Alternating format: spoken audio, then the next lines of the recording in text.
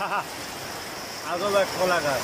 কলা গাছ, একটা কলা গাছে মাত্র কয়টা কলা গাছে? একটা, দুইটা, তিনটা, চারটা, বাচ্চাটা সহ পাঁচটা কলা নিয়ে একটা কলার ছড়া। এই ছড়া পুরোটা খালি, পুরোটা খালি, পুরোটা খালি।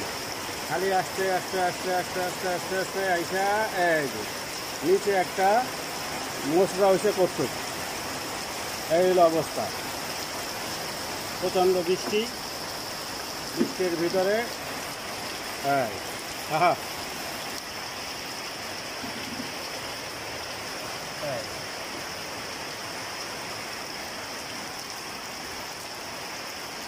বাইরে ঘরের কাজ চলতেছে, উঠানে ছড়ানো ছিটানো কাঠ, টিন, রুয়া, চেরা।